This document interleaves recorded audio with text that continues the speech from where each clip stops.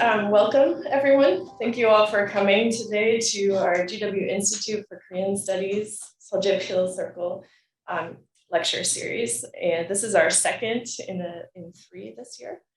And it's my great pleasure today to welcome Darcie Draudt.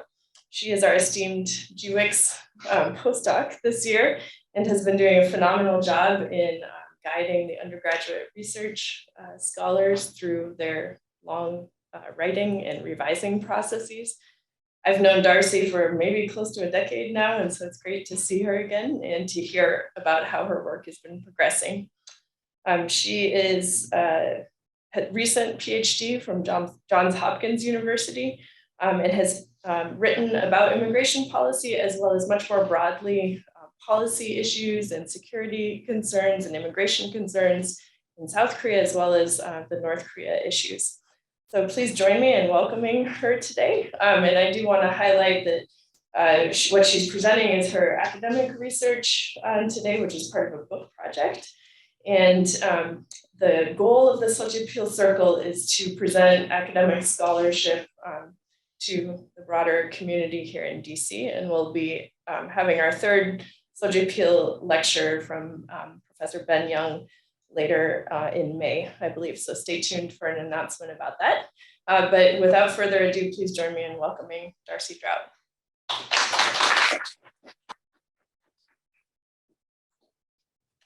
Hi, I'm Darcie Draudt, and I first want to thank GWIKS for not just hosting me today, but hosting me as a postdoc. I could not think of a better place for me to embark on my postdoctoral career. The balance of both the academic and policy environment at this institute is just bar none. And I really appreciate working with Dr. Arrington and Dr. Jisoo Kim, the director, Yanho Kim, everybody that's involved with this program, especially Kim and Sean, the program direct support. You guys just run everything, and I really appreciate all your help this year. And so, as Dr. Arrington pointed out, I'm going to present part of what's now my book research, which looks at the evolution of immigration policy in South Korea through the lens of policymaking. And so I started my research 15 years ago, in a sense, when I moved to Korea in 2008, when I was struck by how Koreans think about citizenship, how do Koreans think about the people? And so for people that study either nationalism, national identity, citizenship, and certainly people who study Korea, there's one thing that's really palpable is that there's this ethnically homogenous imagined community that really pervades how Koreans think about themselves. And I think a lot of us assume that that's how they're going to be doling out citizenship rights, the duties of national membership. But something that I found is that not all of these assumptions are correct. And so I think two common assumptions that I'm going to address today and kind of dig into a little bit more nuance is the first assumption that Korea's immigration policies will privilege co-ethnic Koreans, foreigners, that is, ethnic Koreans with foreign citizenship who are coming back to Korea, over other immigrants. And then the other narrative, I think, that's gaining a lot of traction, especially in the past 10 years or so, is that Korea is moving from this idea of being an ethnic-based nation that is somehow single ethnic citizenship to something that's more civic nation-based, something with liberal ideas based on the individual. So this is all things that I think are permeating a lot of the media discourse today, as well as a lot of the academic research. In today's lecture, I'm going to focus on basically two chapters from my book. I focus on different types of immigration to South Korea and how the policymaking process leads to certain policy outcomes. How does it lead to their residency permissions, their the visas that are available to them, what sort of rights, social rights, civil rights, political rights are available to different groups of immigrants. And in today's lecture, I'm going to focus on two types. And broadly speaking, they could both be characterized as what I'm calling kinship-based immigration. So broadly, kinship-based immigration, I'm sure you can get your imaginations going, it's genealogy and descent, that you come from this nation. Family reunification, which means an immigrant or a permanent resident or citizen brings their family from another country. That's another kind of kinship-based citizenship. And then the final one that's particularly a hot issue in South Korea, almost an anomaly in a sense, is marriage migration.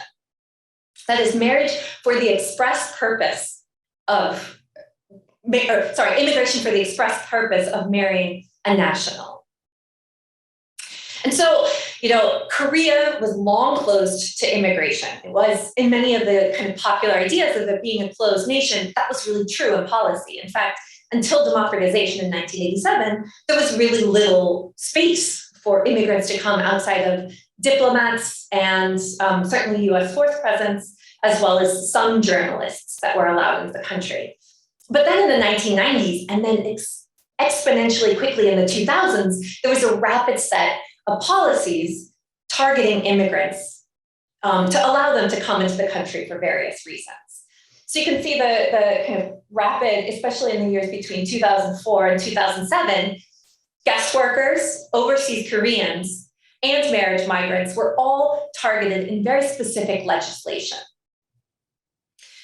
What's particularly striking is that, I did this wrong. The guest worker program, that is people who aren't Korean, were allowed to come in with a broad set of structured policies before ethnic Koreans, which I think is surprising when we think about Korea as a one nation. Then the Koreans were divided between Koreans from America, from Europe, from Australia, and then Koreans from China, from Russia, from Central Asia. And I'm going to get into why that's the case in my lecture. And then finally, in 2008, there was the most robust, most sets of social and welfare supports extended to marriage migrants, this very small percentage of the immigrant population, but they received the outside benefits. So I'm going to be comparing these three phenomena, these three policy choices in my lecture. Just to kind of explain where I'm coming from, my book project grew out of my dissertation, during which time I produced original data over the course of 10 months in South Korea from 2017 to 2019. And I have a qualitative method design, and I'm happy to talk more about that in the Q&A if it's interest to some academics. But I drew together archival material and primary documents. You can see a hefty tome of immigration law that I found at the National Archives. I did participant observations, so this was a policy forum at the National Assembly in the middle photo. The bottom photo is a training program for studying immigration aimed at undergraduate and master's students in Korea. This was at Sogang University. So I did these participant observations, and I also conducted about 56 semi-structured interviews with different members of the policy community. In fact, this policy community concept is quite central to how I'm approaching these questions. Because I think a lot of times when we think about immigration in South Korea, or immigration policy anywhere, we'll think about civil society groups, lobbying for rights. We'll think about policymakers on the Hill or wherever behind closed doors making policy. But what I found is the process is actually quite interactive. And this is foundational for understanding the internal contradictions of the immigration policies. So very quickly, just to define what a policy community is, and this draws from comparative policy studies literature, it's a core group of state and non-state actors who participate in sustained policy debates in regular coordinated manner. So these are the people that are putting the most influence in the policy outcomes, which is my target of study here. So it can include some state actors, elected officials, bureaucrats who are particularly involved in the Korean policymaking process. It can also include non-state actors, civil society organizations and interest groups, and something that I think is, especially sitting here in Foggy Bottom, we know very well that a lot of times research institutes, think tanks, universities, they're consulted for how to shape policy solutions to policy problems or social issues. So my information came from all sorts of this policy community. My broader book project, I should say, is about more broadly these immigration and citizenship policies amid changing economic, demographic, and geopolitical environments. In fact, all three of these things come into play when we talk about the two types of kinship migration that I'm going to talk about today. And then the second aim of my book is that it talks about a bit more about Korean citizenship writ large. So I do want to kind of break down how we think about this ethnic and civic and different aspects of Korean citizenship. It's not binary, it's not exclusive. In fact, these kinds of ideas, laws, institutions are drawn on at different points at different times, depending on who's making policy.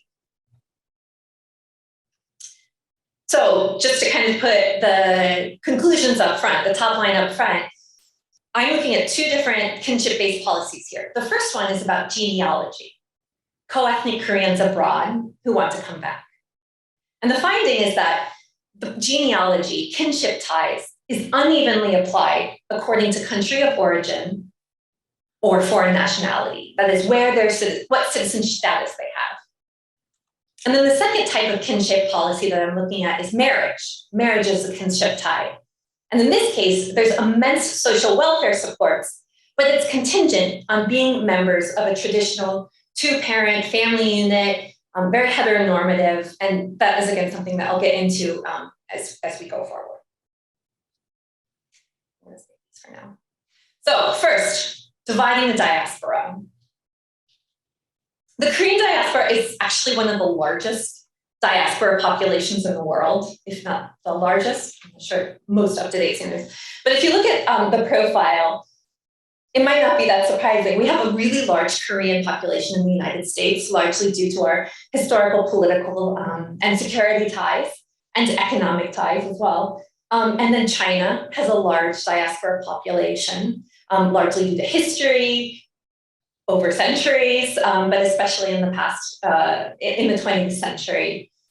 Japan, Canada, and South Asia. But the most of them are concentrated in China and the United States. In fact, these are the most active groups in making return migration policy among the diasporic community.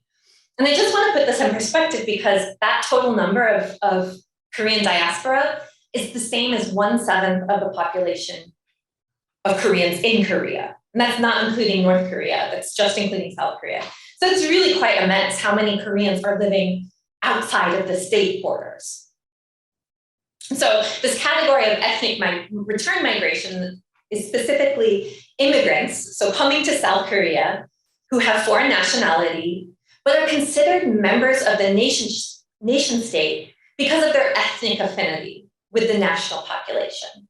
So in this case of South Korea, where there is a one nation idea, 단일민족, this idea of common bloodline, common descent, common culture, that kind of boundary of who is Korean is supposed to be, or at least historically has been thought of as those 8 million people living abroad, right? That I had just shown before. And so Korea has faced this conundrum. It has all of these people, 1/7 of the population living outside of its borders. Does its citizenship policies, should they be ethnicized? That is, people who are members of the Korean ethnicity, are they able to get citizenship by virtue of that ethnic affinity? Or should it be something that's much more ethnicity blind, right? Should it be anybody who wants to come? Or should it be based on civic or cultural ideas? Anybody who can speak Korean, anybody who lives in Korea. There's all of these different ideas right now. The policies targeting overseas Koreans specifically suggest a certain re-ethnization of citizenship starting in the 1990s. The policies targeting these Koreans abroad, these ethnic return migrants, didn't exist before then. So some ideas about why citizenship will become ethnicized in this sense, why ethnic return migrants would receive expansive privileges and rights might be due to civil society pressures. It could, in many cases, it's to facilitate remittances. So countries will want to reach out to their brethren in foreign countries who make a lot of money in prosperous countries to send money or bring money and investments back. Oops. In Korea's case, this is true. It's to mitigate brain drain. So to help bring back, high-skilled, highly trained, and to develop the human capacity of South Korea. And it also could be in line with foreign policy goals in the States. And in South Korea, these questions weren't really talked about until after democratization. Certainly the question of North Korean brethren is another one, and I'm happy to talk about that later, but this idea of connecting the trans-border nation really took hold after democratization, as Koreans in South Korea started to reach out to their, second generation, third generation family members living abroad, and how as Koreans who had lived outside of the country after so long, many, because of the authoritarian regime, started to be interested to come back to their, so-called homelands, right? Whether it's homelands real or imagined.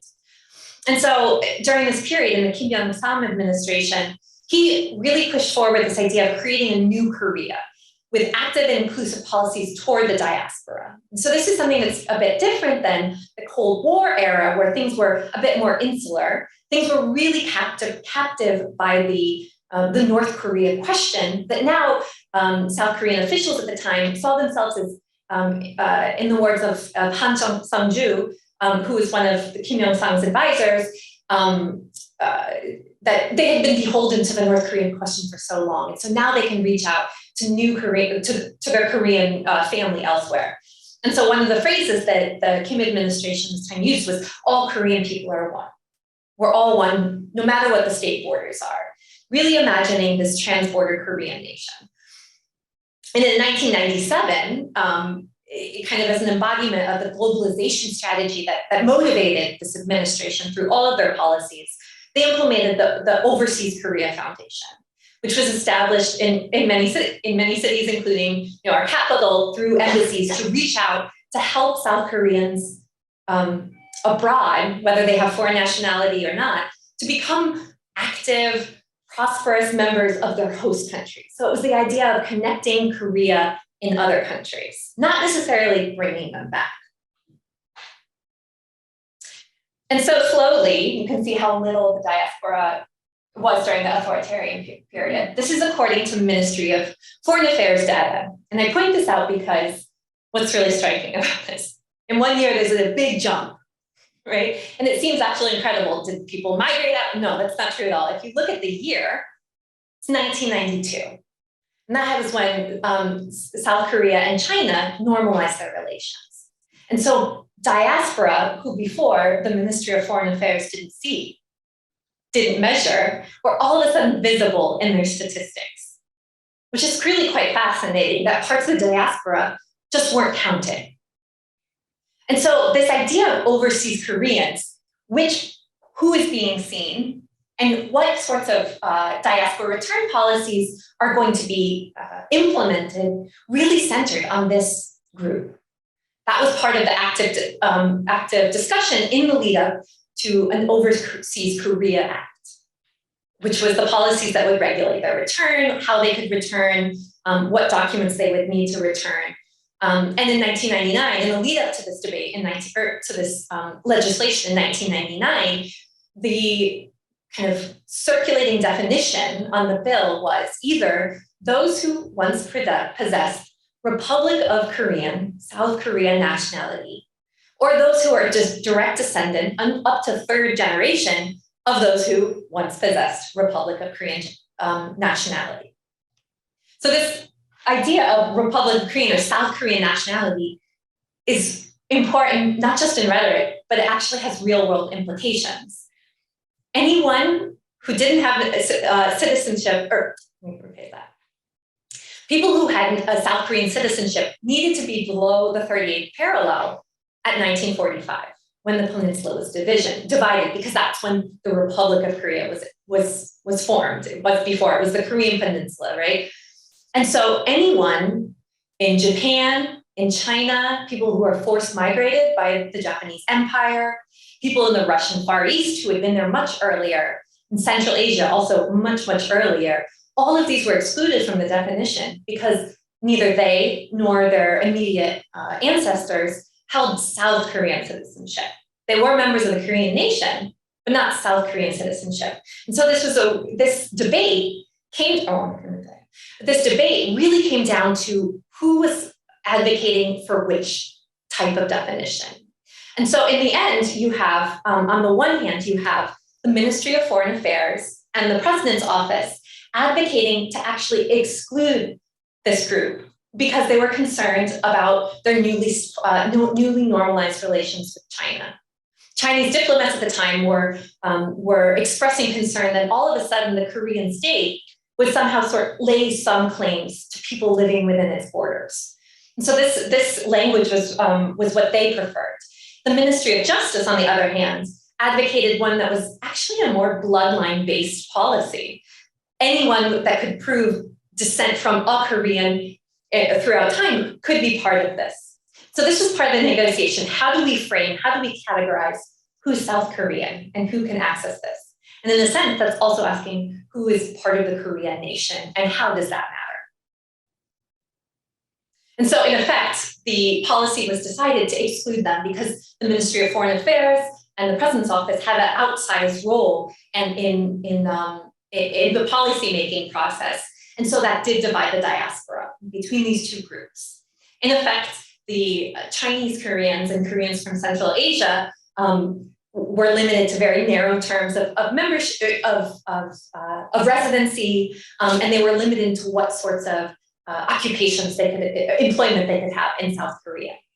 And once this decision was happened, there was a big backlash by the Korean Chinese population in both South Korea and in China, and they they filed a suit in the Constitutional Court, claiming that this was against their human rights, this was against their rights as parts of the Korean nation, and eventually the Constitutional Court found in favor of the Korean Chinese, and so they mandated that the law in 2003 be revised. That definition of who is Korean, who is an overseas Korean, needed to be revised.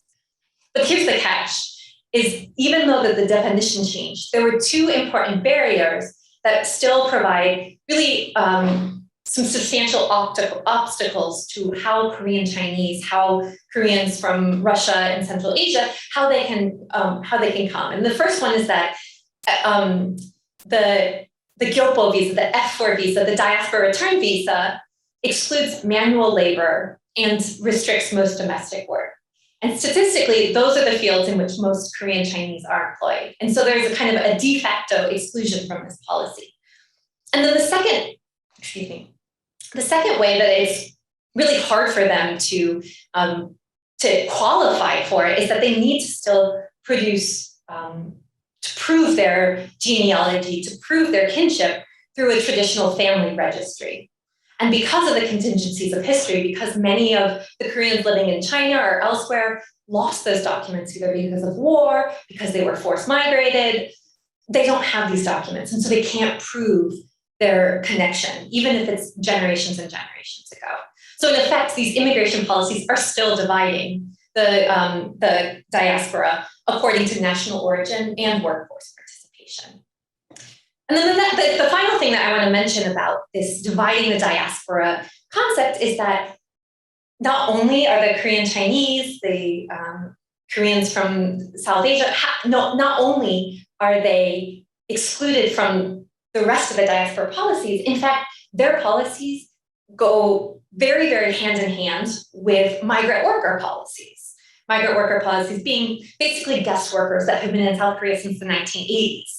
This H2 visa, which is for the Korean Chinese mostly, it's kinship sponsored, but it's restricted to only 5 years. The South Korean government supplies programming to help them return, help them to find jobs back in China before they go, and there's an annual cap on how many can be given each year, at about 130,000, according to my last interview. And this program shares striking similarities to the guest worker program in South Korea, which is called the employment permit system. You can see, I've outlined a lot of them. The difference is that in the case of guest workers, it's sponsored by your employer rather than your kinship. But there's also the return support program. There's a cap, 5 years, on how many they can stay. It can extend another 5 years, but then you have to go back. And so in each of these cases, there's actually more striking resemblance to their policies than there are with the overseas Koreans. Okay. So the conclusion for dividing the diaspora is that this ethnic return migration policies, rather than just saying the Korean nation can come back home and have similar policies, it doesn't mean automatic, uncontested, or equal admission and rights for all of those with ethnic affinity. Rather, it's the negotiations for particular groups that target and categorize particular groups that shape what sorts of rights and privileges they have. So so I'm going to move on now to the case of the multicultural family, which is an extremely hot issue in South Korea over the past decade. You can find numerous media coverage of this. You can find it in TV shows, in the talk shows. This idea of a multicultural Korean family is something that was created through policy, actually. It's not a natural phenomenon. And part of this is just driving from demographic trends in South Korea. So I think, the idea of Korea as a declining birth rate, that fertility is well below replacement rate is well covered by anybody who follows Korean news, I think. Something that's also important in driving these trends is the decline in marriage rates. So you can see from 1990 to 2015, that's about a third decline during that period. This is marriage per year. And something that I want to point out is I've separated marriage between Koreans and then marriage with a foreign spouse. So you can see, especially in the mid-2000s and the 2010s, that portion of Koreans who are marrying a foreign spouse grew. At one point, at its height, it was about 14% of marriages in a given year. I think that was 2006 or 7, was between a Korean person and a foreign spouse. So it's pretty big for a country that's identified by its strong ethno-national monocultural heritage. And so I do want to define really quickly what international marriage migration is. It's someone who marries for the express purpose of marrying a citizen. So this isn't counting people who are in a country and then get married, this particular policy target. And this is different from family reunification, which is an immigrant or a foreign resident or citizen brings their already married family, their partner that they had already married from another country. So that's different. This is someone who's going specifically for marriage. And something that had been happening, in addition to the decline of marriage trends, in the 2000s, late 90s, earliest 2000s, there was this really big concern among South Korean policymakers. Why is fertility going down? Why are marriage going down? And a lot of policy debates were circled around kind of a normative family-based welfare system. So the solution to deferring marriage, to more women entering the workforce and not having as many children, was not necessarily to address those structural issues, but rather to provide more policy supports for supporting a traditional two-parent family. This could be through childcare entitlements, again, for two-parent families, education subsidies, healthcare, food, and medical subsidies. And all of these things were built into this 2004 Framework Act to support healthy families. That's how it's called, healthy families. And again, all of these are describing a traditional two-parent family with children. That's the idea of this is how we're going to move past these declines. Oh, so here's the trend line that I showed you before. And of this small portion of those who are, this increasingly large portion of those who are marrying a foreign spouse, what's particularly important about is the gendered aspect of it. And this all fits into this question of how these issues are being seen through a normative family lens. The light blue are women who come to Korea to get married. And you can see that the numbers are about 90% each year. These are the number of visas that are issued each year. So this figure captures, including those who transfer to a marriage visa. So let's say somebody is already living in the country, gets married, and transfers to a marriage visa. That's what this is.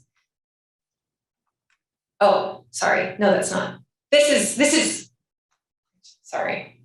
Yeah, this is those who come to the country on a marriage visa. And so it's showing that it doesn't count those who are already in the country. So the gendered aspect, people that are coming to Korea specifically for marriage are women. And those women are mostly from the same 4 countries, basically. Vietnam, China, including Korean Chinese, the Philippines and Thailand. That's where a lot of this discussion about who are these foreign wives was really nation specific as well. So it was about women and women coming from a certain country.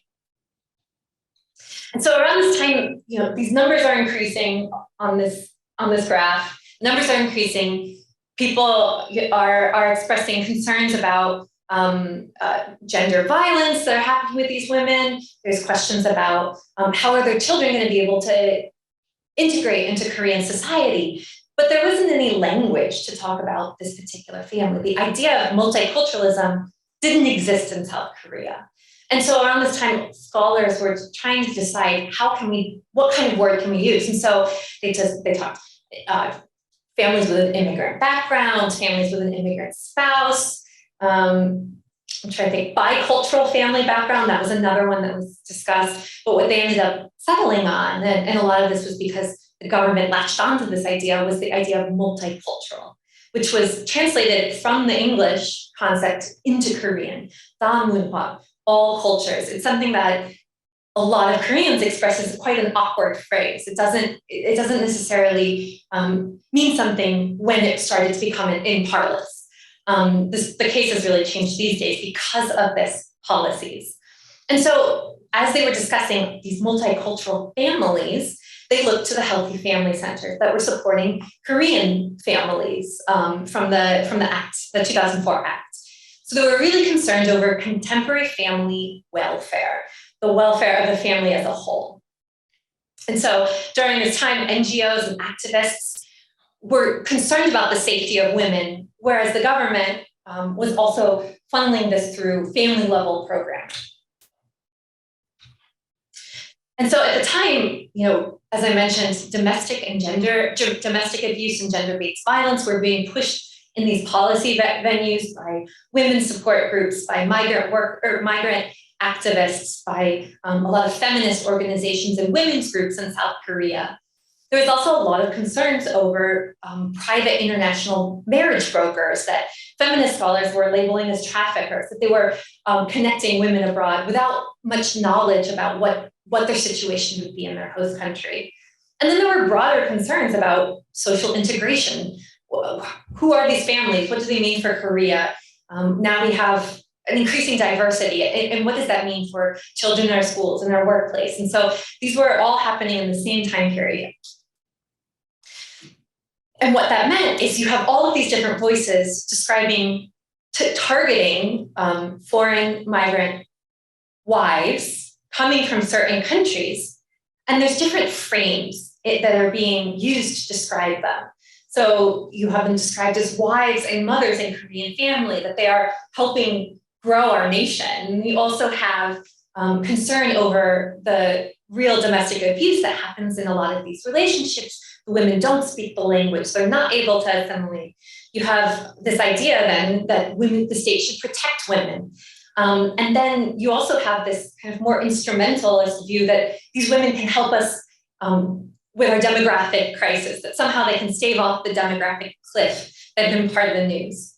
I do want to point out this top image is a screen grab from a TV show that started in 2006 called Love and Asian. It was really popular. In fact, the nights that it aired, it was the #1 show that was watched on TV. It was a KBS documentary style, and it looked at different foreign wives and their Korean spouses, and it followed their children. And so this was really part of mainstream discourse, even if it wasn't necessarily everybody knew personally. They knew of the issue. And it was around this time, people knew of this issue, that the president announced that Korea had already transitioned to a multiracial society. So now you have a president who's on board with this multicultural idea in South Korean society. And so the president's office and the bureaucracies are their leaders in a lot of policymaking in South Korea. President he set up a presidential committee that comprised civil society, academics, government bureaucrats, specialists on migrant issue areas, to set up a committee in 2004 to look at various social inclusion issues. So, as a former human rights lawyer, he was really concerned about migrant worker issues. He was concerned about labor issues, income inequality, gender issues, mixed race Koreans, and the marriage migrants. These were all on the agenda of this committee that was convened in 2004. After 2 years of consultation of these various policy community actors, they released it's called a Grand Plan in 2006. And of all of those issues that they talked about, two of the ones that they highlighted were multiracial Koreans and other immigrants, and then female marriage migrant families. So specifically targeting that one type of family that I've been discussing. This is really important. This idea of a multiracial Korean versus a multicultural family became separate. So I think one of the most interesting examples of this, and it became politically important, is what I'm calling the Heinz Ward effect. And then if you read anything about multiculturalism in Korea or biracial Koreans, you'll come up with the name Heinz Ward, who was the 2006 Super Bowl MVP for the Pittsburgh Steelers. And he came, after he became MVP, he came to Korea, where he was born, to a single Korean mom. His dad was African-American. And he came back to much fanfare. Here's this Super Bowl MVP. He got, what do you call it? Recognized as a Seoul citizen. He met with the president and the mayor of Seoul. The government plan, this grand plan, included him in their promotional activities.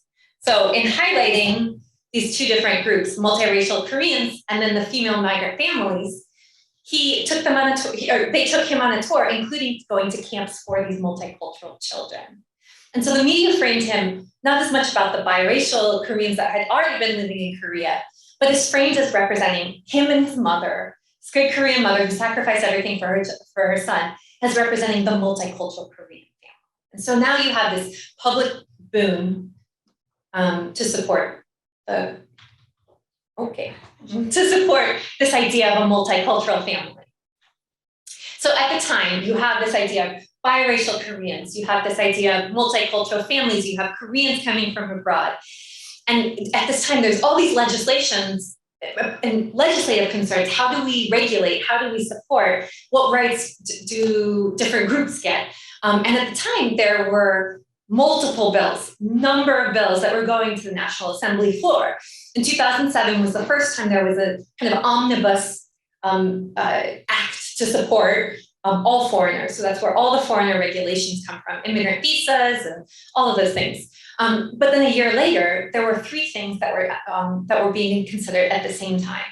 There was one to support multicultural families, one to support immigrant families, and one to support mixed race, what they call as mixed race family support bill. These were all being debated at the same time in the Women's Committee hearing. So, I looked through these documents, and what was really palpable is that these groups didn't necessarily see themselves relating to each other.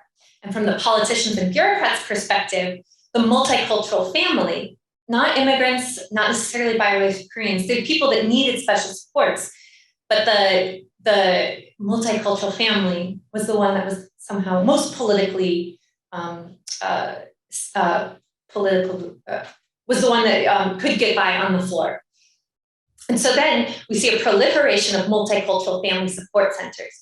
And these centers have language training, they have counseling, they have legal support centers, they have cultural festivals, I can tell you, I spent some time with these centers, and I can tell you more about them in the Q&A, but these became kind of the gold standard for any sort of immigrant support. And they were specifically targeted toward multicultural families, the immigrant wives and their children. And when you look at it, it's not just their presence, but the amount of budget that the government is giving to them. So the social integration programs is the largest chunk of funds given for immigration policies. It's not about controlling the border. It's not about protecting human rights. It's about social integration. So this is really important because if we think about, Korea does want to take an active step toward supporting those that are ethnically different, supporting immigrants. But what's really important when you look at this is that most of that budget goes specifically toward immigrant wives and their children. You can see just how in this top line, excuse me, compared to the amount for social integration program given to migrant workers and others, right? It's a factor of 50. It's such a big amount of the budget pie. And so just to kind of wrap up a little bit, the multicultural family concept, through all of these debates, through these policy decisions, we saw certainly a feminization of policy, that they're specifically looking at female marriage migrants, that it's taking a whole family approach, that policies, rights, privileges are distributed at the group level, at the social institution of the family, not necessarily as individuals. The second thing is that the group of multicultural family, right, inherently the word means diverse, but it's kind of treated as a similar homogenous unit. And then finally, during all of this, and this is why it kind of comes back full circle to the question of multiculturalism, multicultural in South Korea is usually these days, it's associated with a type of family. Multicultural family is really, those go hand in hand. There's growing discussion about cultural diversity, but that's only recently been the case. And so multicultural means a specific family unit. So just as the Overseas Korean Act divided the diaspora, international marriage migration policies in South Korea, it doesn't mean that marriage means automatic and uncontested or equal admission based on marriage, or as those with marriage ties.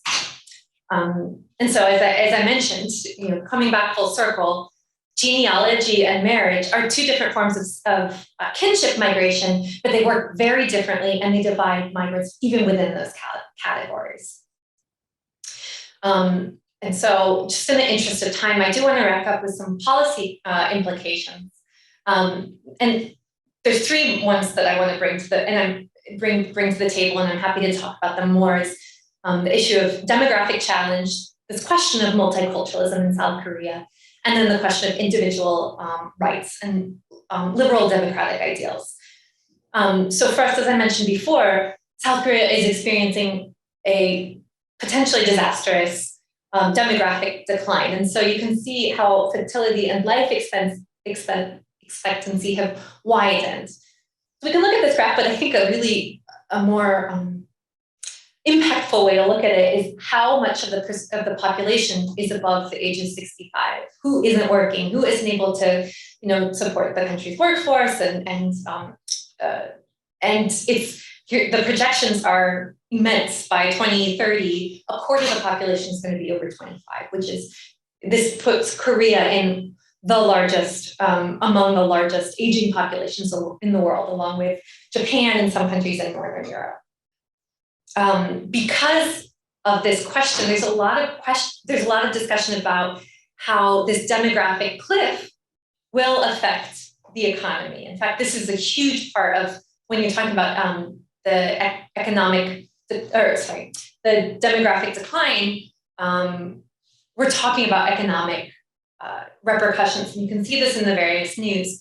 But what's really important is that something that hasn't happened yet, and that the immigration policies have given the state an out to addressing broader structural problems, particularly as the family and women's workforce participation are concerned. So a lot of the migrant worker trends, marriage migration trends are only prolonging the need to address these structural changes. And then the next policy implication that I really do hope happens in South Korea is there's yet a broad anti-discrimination law. So as we're talking about South Korea becoming more and more diverse and attentive to the needs of diverse citizens, an anti-discrimination law will need to be passed, or else these minorities won't be protected. And what's important, though, is that this efforts there have been multiple attempts at this, starting from 2007. And part of the reason why it hasn't been successful yet is because the bills that are being proposed are so comprehensive that opposition groups have been able to block its passing. And the most politically salient one is the issue of LGBTQ persons. That's something that's repeatedly caused the bill's downfall in the 5 years it's been attempted.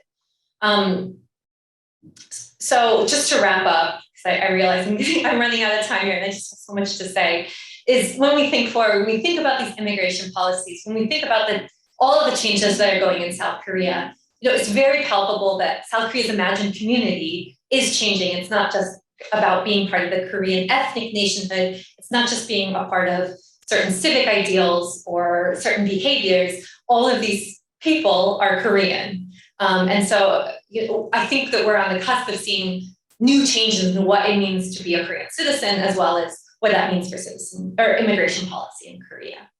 So I'm going to wrap up there, and I look forward to your questions. First, I want to say thank you very much, Darcie, for this presentation. And for all of you who are not here physically present in the room, if you can submit your questions to the Q&A box at the bottom of the Zoom, that would be helpful. For those of you who are in the room, we can do it old school style, hands raised and things like that. But I think you probably had a similar reaction to me, that this was a very comprehensive and interesting overview of the changing nature of immigrants in South Korea, and also the complexities of these communities. So if I can take the chair's prerogative, I guess, and start off with the first question that I had was this idea of a policy community and many different players participating, both from the state and from societal actors. What you end up with are kind of divided policies for lots of different target communities. To what extent is that being driven by the inability of the policy communities to come up with a comprehensive policy approach, or are there migrants divided as well, and they have different needs and demands, and they're focused on, say, support for multicultural families, language training, education, protection from domestic violence. Like where do you see the drivers coming from? Or is it, say, as you described, a difference between the Ministry of Justice's definition of overseas Koreans versus the Ministry of Foreign Affairs and the President's office? Who's to blame in a sense? Yeah, that's a really good question, and it really is the core of what I do in the book as a whole. The idea, in a sense, these different policy communities, what I found in my research is they do coalesce around certain migrant communities. They target certain migrants for certain issues, and so that leads to partnerships or confrontations between different bureaucracies, between different groups of civil society, depending on how they're defining the issue. So one of the examples that I like to give that I asked around about is this idea of the support centers. You have migrant women support centers, you have foreigner support centers, you have migrant worker support centers, and then you also have, and I think it's important to, when you're talking about this, you have North Korean support centers. So all of these different centers have very similar policies. All of them have some sort of language policy. All of them have some sort of kind of home economics. How do you balance budget and work with our banking system? All of these have these kinds of policies, and yet they're housed very differently. The roots of those are kind of in this bureaucratic competition on the one hand. On the other hand, it's how those bureaucracies form linkages with different civil society or migrant groups. And so what in a sense, then you have these tracks that evolve over time over competition for not just budget, but defining who is a migrant.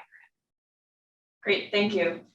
So we saw in the news recently that there have been protests around by multicultural family groups and women's groups, foreign women's groups in Korea against the incoming President-elect Yoon Suk-yeol's policy to potentially abolish the Ministry of Gender Equality and Family.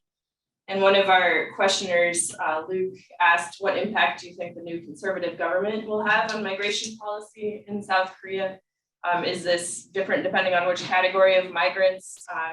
How will the multicultural family, which has been sort of the most generous, as you described, policy fare under a conservative administration? Yeah, I think this is such an important question, especially because the issues of gender and the family was such a hot issue this election cycle. It's something that actually I wasn't surprised about. I was anticipating this to come to the national attention at some point. I just didn't expect it this election. On the one hand, I do think that it does depend on the type of migrant. And so in many respects, Yoon Suk-yeol, he promised to help the private sector. He promised to return to more traditional conservative policies toward the private sector. And as we've seen in earlier conservative administrations, there's really been a kind of a more robust framework for dealing with migrant workers specifically. And so I think that a lot of policies will kind of return to the kind of Lee Myung-bak era, both control of migrant workers specifically, and ensuring that companies can get the low-cost labor that they need, which is what that program is intended to supply. So I think that that's going to happen in that front. The question of the Ministry of Gender Equality and Family is a huge one, and I could talk like 10 minutes about it, but I'll keep it to 2 points here. The first one is, first of all, it's a misnomer that it's Ministry of Gender Equality and Family. That's the English version of it. It's actually Ministry of Women and Family in Korean. So, you can unpack that a lot of ways. It's about women and families somehow in the same bureau. What's really interesting is if you look back at the historical evolution of this ministry, it was an agency. It was started in the late 1990s under Kim Jae-jun. It was an agency. It was elevated to a ministry when the ministry or the Agency of Family combined with it. So by combining these two, then it took on a bigger role, women and family together. Substantively, and I think this is also important for this discussion, is that the policies and the budget for the Ministry of Gender Equality and Family are actually mostly targeting family. Only, the idea of the gender equality component of it is like 2% of its budget. And it already has a small budget in relation to the other ministries in South Korea. So all of this is to say that the fact that it's supporting families for the multicultural family, women from whom this particular ministry supplies most of their support would be disastrous for them, because that's where they look for a lot of their supports. And it really doesn't fit, say, if the conservative line is to promote Korean families. That's right. But this is the problem with women's issues in South Korea, is and especially dealing with the family, is that it dovetails on both conservative forces, home economics, kind of Ministry of Health and Welfare on the one hand, which tend to be more conservative, and then the more progressive, thinking about women outside of the family, thinking about women in the workforce. It's any policy about women, you see this tense line. So we have a question from our online audience from Luis, who says great talk. But he also asked if you could speak a little bit more about the regulations or lack of regulations of services that help Koreans find spouses abroad. Historically, this was also done by local subnational governments quite a bit. And so to what extent has that been sort of nationalized or system, made more even across the country? Are there regulations either in South Korea or in the partner countries of origin? Mm-hmm. What's the trajectory of those policies? Yeah, this is such a complicated history that I didn't get to in our talk, because at first there was like a demand side. People needed to find spouses, and most of these were in rural areas, and most of them were either older men or men with their second marriage. And so what happens in the 1990s is local governments and professional organizations, agricultural organizations in the countryside, they actually organized kind of matchmaking excursions and partnered with organizations in other countries, China, Vietnam, Thailand, the Philippines, to help introduce. And this is something that was very unregulated. Shortly after that, private brokers started to pop up. And something that, I think especially in like Western imaginary, you think of these private brokers as some sort of like mail order bride kind of phenomenon. But in the Korean case, I think what's important to remember is that matchmaking agencies and matchmaking is something that's actually a really big part of non-immigrant culture too. Like if you go around Korea, how many advertisements for matchmaking, services, not to mention like like the auntie who wants to matchmaking. This is something that actually is really part of the social fabric. And so there's a balance there. However, because they were so unregulated, this concern of them as being, duplicitous, not explaining where the women are going. They watch Korean dramas, they think they're going to Cosmopolitan Seoul, and then they're in the Shigol. Like there's like a difference in their expectation. And so what happened was, and this was largely because of migrant women group activists, including migrant workers and women, like feminist groups, activists who pushed on the agenda and won more regulations of these private companies. And so now they couldn't have only a foreign office, they had to be registered in Korea, which helped kind of control, how they were matching the partners.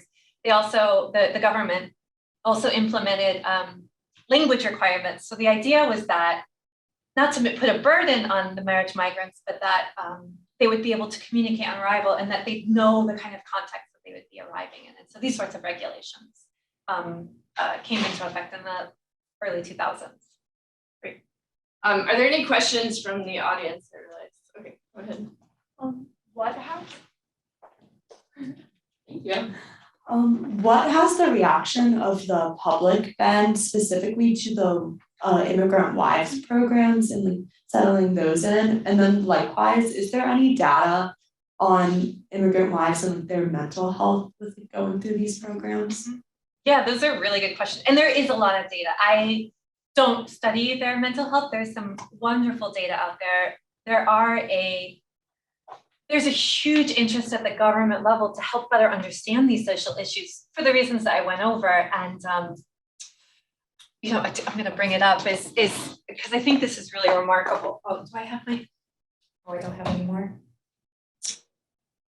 Okay, so you can see these are the research about multiculturalism, specifically meaning migrant wives in South Korea. You can see in 2000, it jumped. So many people were interested in it, and a lot of that was because it was government-funded research, and it's kind of started to decline. But a lot of that kind of research about their mental health, about their family situation, about their economic situation, about how they adjust to life and integrate, how they relate to their husbands, how they relate to their in-laws. There's some really, really rich data out there.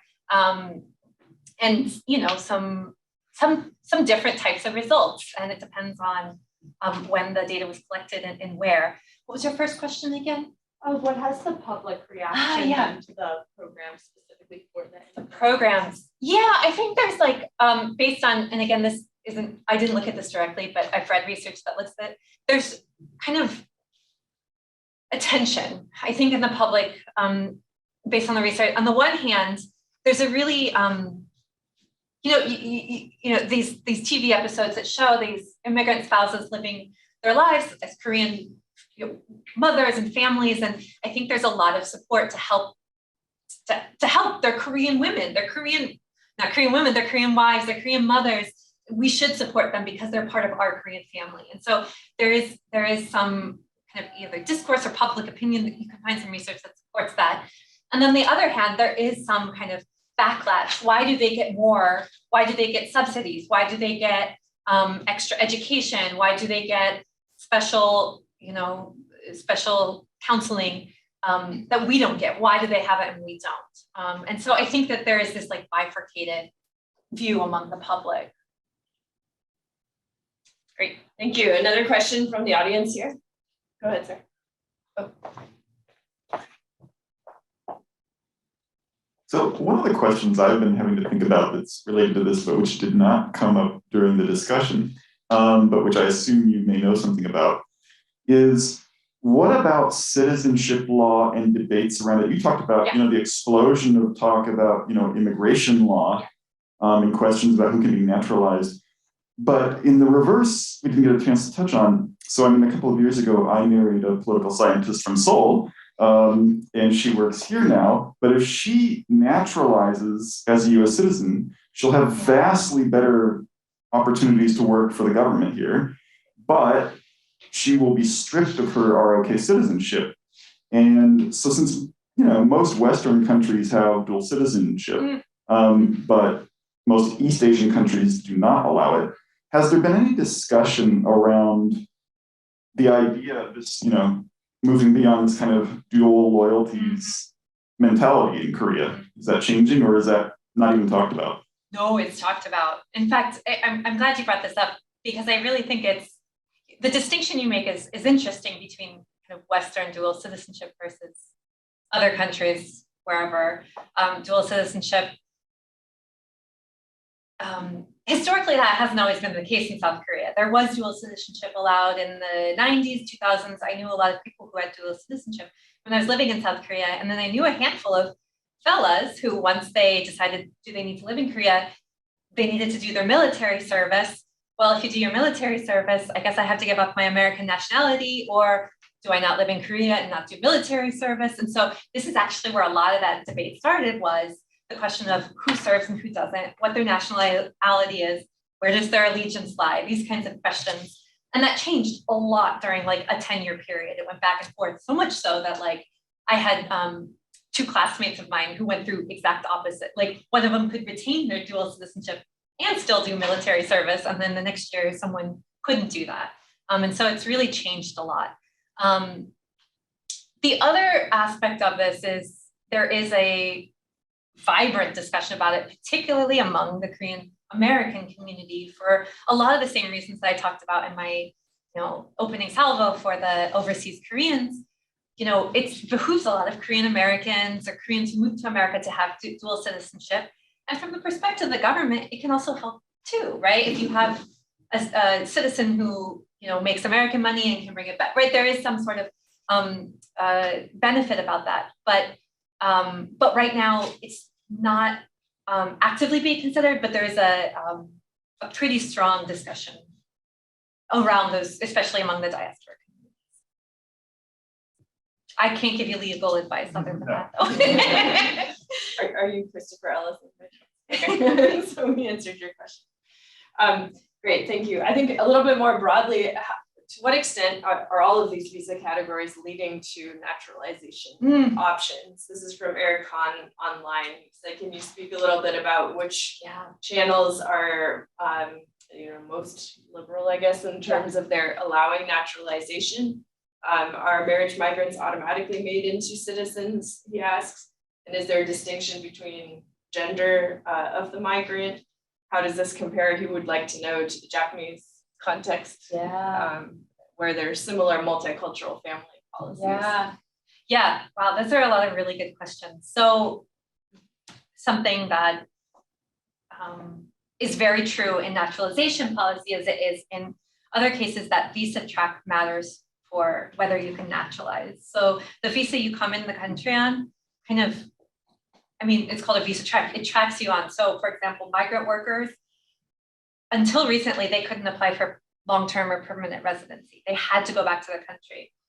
If somebody comes to if a Korean comes to the country and does the same, an overseas Korean comes and does the exact same job, they can get citizenship because of the visa they come in on. The marriage migrant category would be, I guess, the most liberal of the migrant categories, in the sense that they don't automatically receive citizenship, but they have a shortened period. I think it's 2 years compared to 4, I think, when they can apply for it. And so there's kind of eased regulations for them. I think that addresses things. Sure. He asked about the comparison with the Japanese policies, which gets a little bit to Erin Chung, your Yes, advisor. I would highly recommend my advisor, Erin Chung. She has a book called Immigrant Incorporation in East Asian Democracies from 2020. And it's just a wonderful book, and she compares the policies in Korea, Japan, and Taiwan. And you can really see a lot of the overlaps, but a lot of the differences. So the case of Japan, which I've learned from Erin, is that Japan's policies are really at the grassroots level. When it comes to multicultural families, there's nowhere near the amount of budget or programming targeting these groups as there is in South Korea. South Korea is really, honestly, an outlier anywhere in the world. It's an outlier of any country. The other thing that's interesting to compare to the Japanese case is how co-ethnic returnees are treated. So Japan also in the 2000s and 1990s and 2000s really sought to recruit its diaspora to come home for economic purposes, for the demographic decline. The kind of structural problems, economic problems are happening in Japan as well. The difference is the Japanese were, I guess, surprised that the diaspora from South America, especially from South America, but also the United States, they didn't mesh as well as they thought that they would.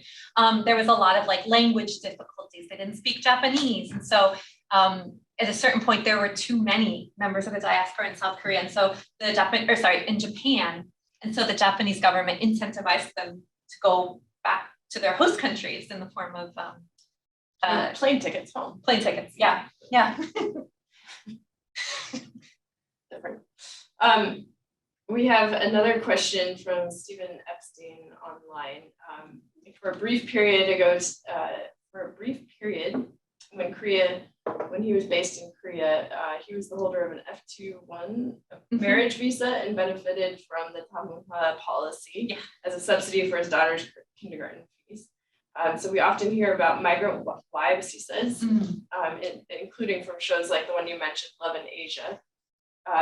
But he wonders to what extent there are insights or thoughts about how the policy community or even the cultural product of South Korea is dealing with other types of migrant communities in South Korea. Yeah, there's a lot of complexities in that question. I will say, the policies really do target the support centers, which are really like the cornerstone of this policy, really do so. It's gendered. It really supports a lot of wives. When I visited the centers, a lot of them had things like cooking classes that were all attended by women, and even like music classes that were all attended by women when I went there. I don't have enough evidence of it, but I do know anecdotally from some of my my male friends and colleagues that they went to these centers and they were kind of turned away. It wasn't for them, is what they said. They do get the subsidies and their benefit, like it's kind of like the law versus practice in that sense. And so they can get the financial, the tax incentives, the educational stipends, all of those things. But I think the policies just are aimed at this idea of taking care of women that are benchmarking these broader family centers. As far as other immigrant groups are concerned, there are, I spoke about two groups.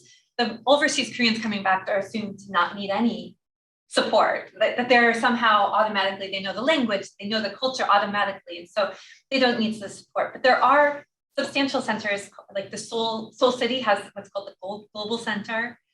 I took Korean language classes through there once when I was living in South Korea. They give even advice about like entrepreneurship. They have like an incubator at one of them. And so there are other like forms of support that are tailored. I would say one of the biggest, how the government, and you can see this in like the documents, how they're discussing the issue, is one of the biggest ideas about customization of programs comes in the form of language.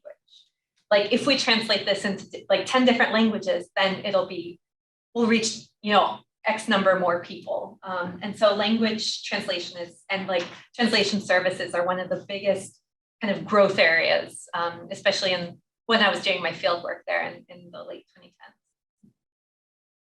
Thank you. Other questions from the audience here? Yeah, go ahead.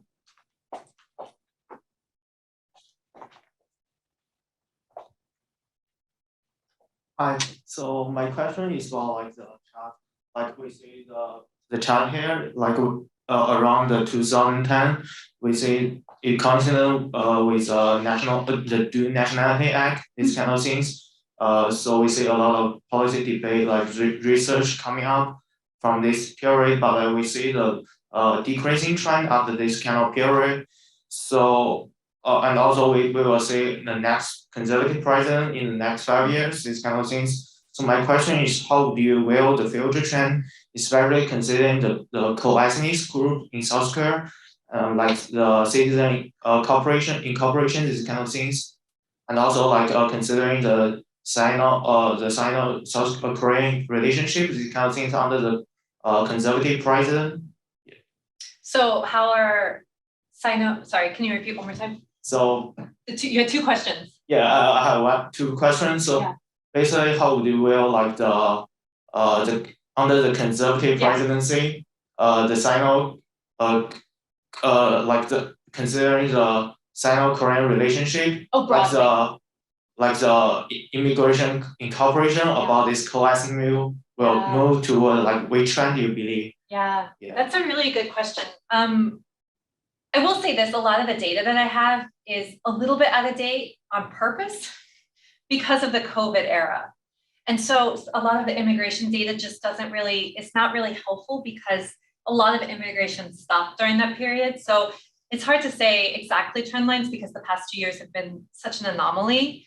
I'll get to your question, but what is interesting is that something that did the one group that did seem to increase was marriage migrants in relation to the others, and that's because they're moving for their life rather than for a 2-year job, right? A lot of immigrants were kicked out of the country, so there's it's hard to kind of assess in relation to recent history. I do think that you bring up a good point when you talk about the conservative administration and the current state of South Korea, Sino-South Korea relations. It's going to be the next few months are going to be a little rocky, and I will say it depends on how South Korea responds to kind of broader things and how China responds to broader things. But I would expect that immigration from China is going to go down with respect to that.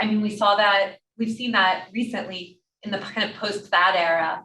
Sino-South Korean relations have been strained, and we've already seen Chinese tourism is down and Chinese immigration to South Korea is down, and certainly Korean policy about Chinese coming and Chinese immigrants, including Korean Chinese, has gotten a bit stricter. And so I think that is something that we will see going forward given the probable trajectory under the Yoon administration. Yeah. Another dimension of this might be the point that you ended on in terms of discrimination. Yeah. So we've had recently polls in South Korea show that anti-China sentiment is rising among ordinary Koreans. We had this incident that got publicity about Afghan students at a Korean school. Going back a few years now, the protests against Yemeni asylum seekers on Jeju Island. Mm-hmm. Certainly, I have low hopes for a comprehensive anti-discrimination act in South Korea passing, but are there initiatives, say, to enact legislation specifically for foreigners, for protecting them from discrimination? Or do you see, that was one of, I guess, the reason why I'm asking is with disability discrimination, they decided to separate it out from a general anti-discrimination act because they thought they would make more progress legislatively because the anti-LGBT movement was so strong against the general anti-discrimination act. Yeah. So is there potential for a separate anti-foreigner prohibiting discrimination against foreigners act in South Korea, or are there ways that the South Korean government could combat discrimination against foreigners? Yeah, that's a really hard question, as you know. It's really, reading these kind of omnibus anti-discrimination bills, they're really lofty, it's really quite amazing. In this country, we don't have the omnibus kind of bill. And it is true that the anti-queer element of it is the biggest block to that sort of legislation. I will say that also, though, there is anti-women discrimination legislation, but it's not separate one. It doesn't have, and it doesn't have much teeth. Right. It's really hard to kind of prosecute.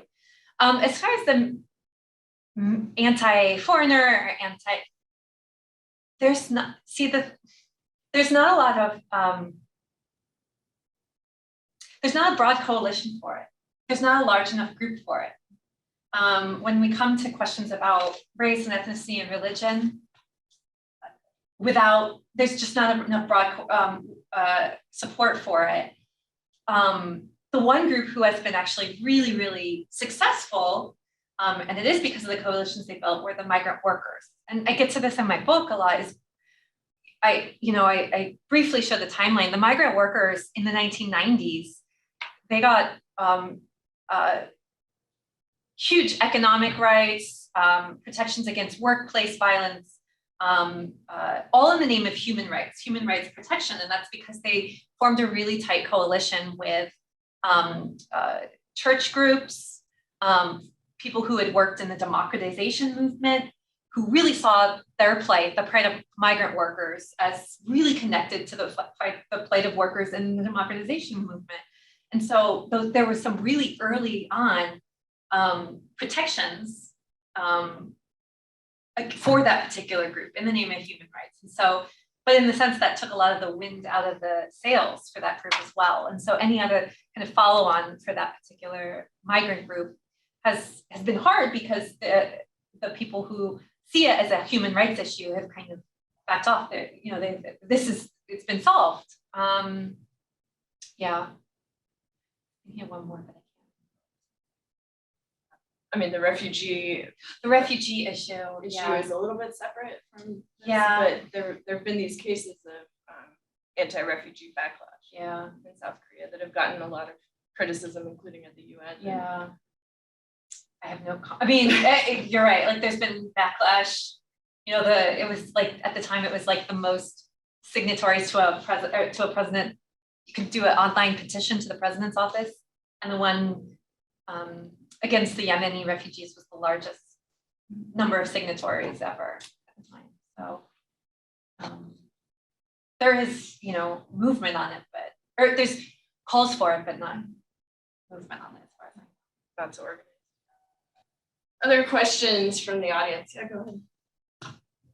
Hi, Darcie. I have a question regarding partisanship. I was wondering if you see a left, right, or progressive conservative divide regarding multiculturalism and migrant families.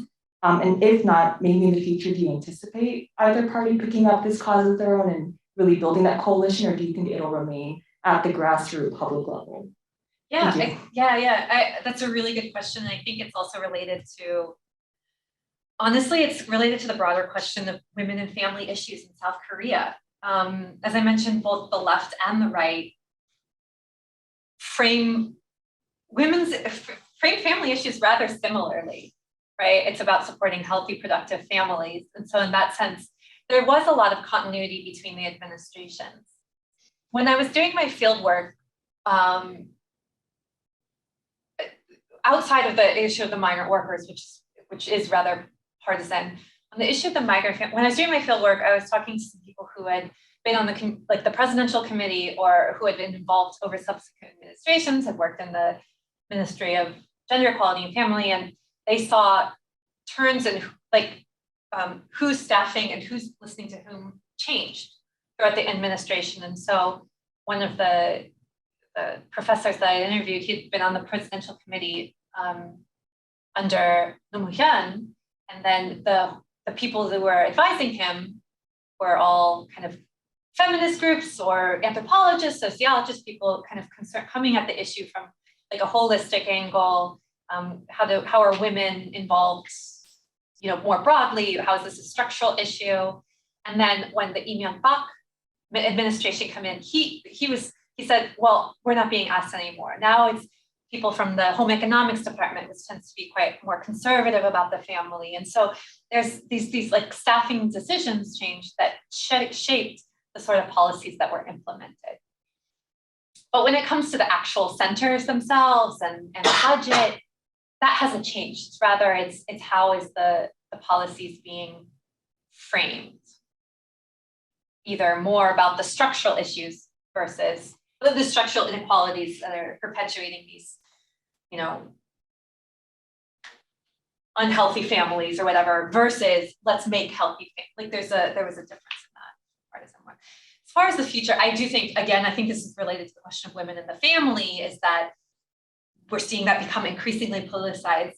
As yet, the multicultural family hasn't been partisan politicized in the same way, but if the ministry is abolished, which right now seems unlikely, but that will politicize this issue even more, number one. And then number two, as the children from these multi-ethnic, multicultural families come of age, and right now there's, anyway, depending on the schools, sometimes it's 80% of the children in certain schools in the countryside are multicultural children, then they will also make it a political issue because they'll be voting, right? This new group in Korea. Not to homogenize them, but to say that it's a diversifying population over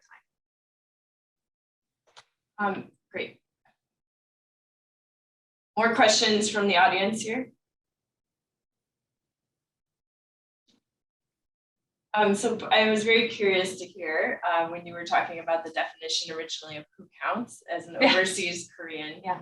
I mean, to limit it at post 1948 ROK citizenship makes sense legally, but it's a very artificial boundary. To what extent in those debates were they envisioning like future voters?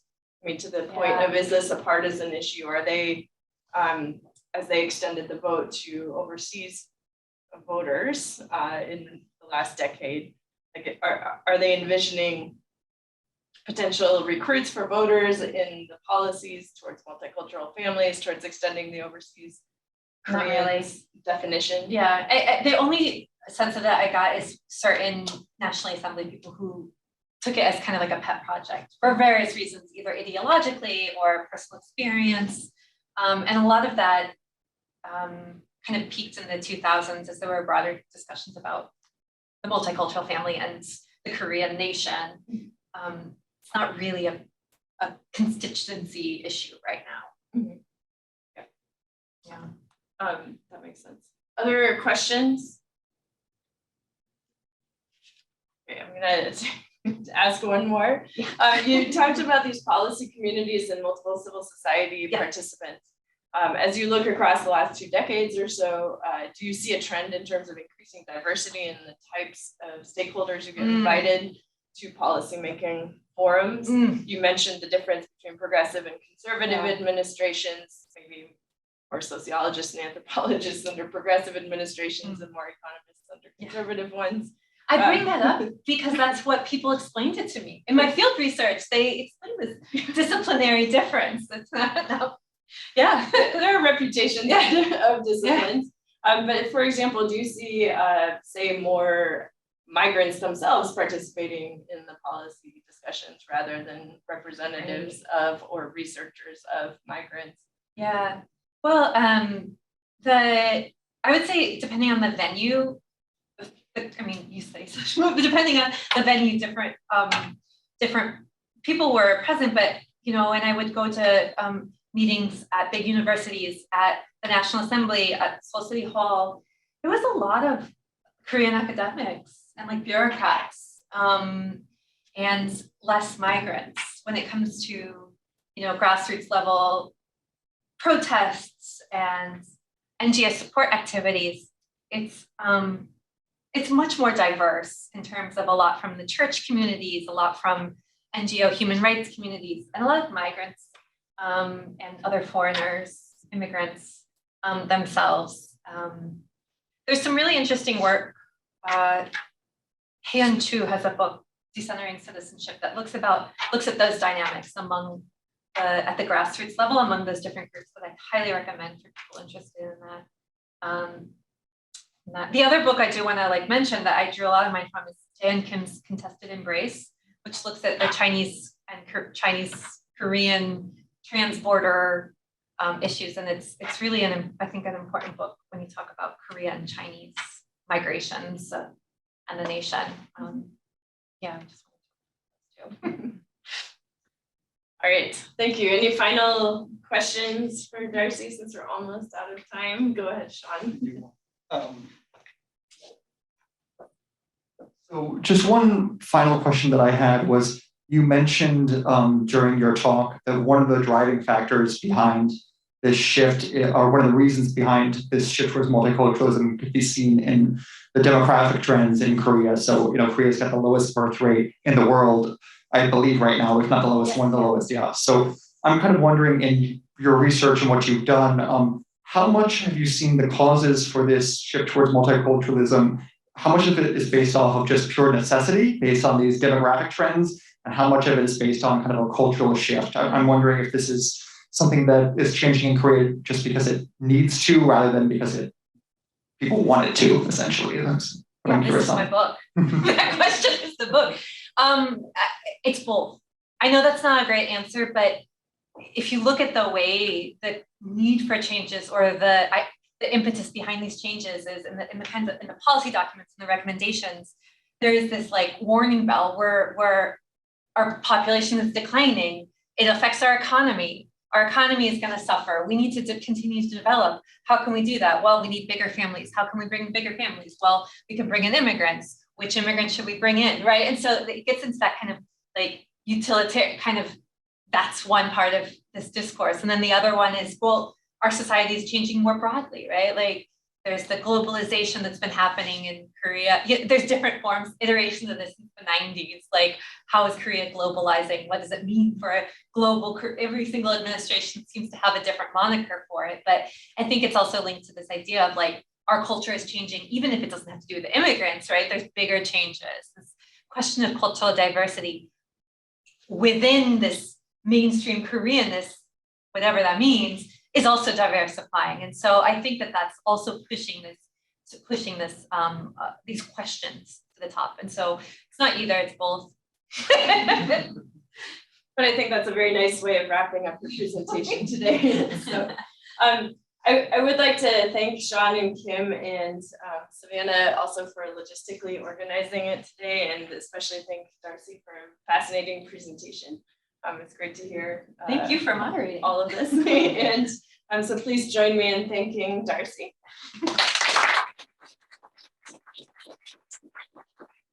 And please stay tuned for an email blast about our third and final Soh Jaipil lecture from GWIKS. GWIKS email is very effective at reaching you, so you'll get it. So thank you all for joining us today.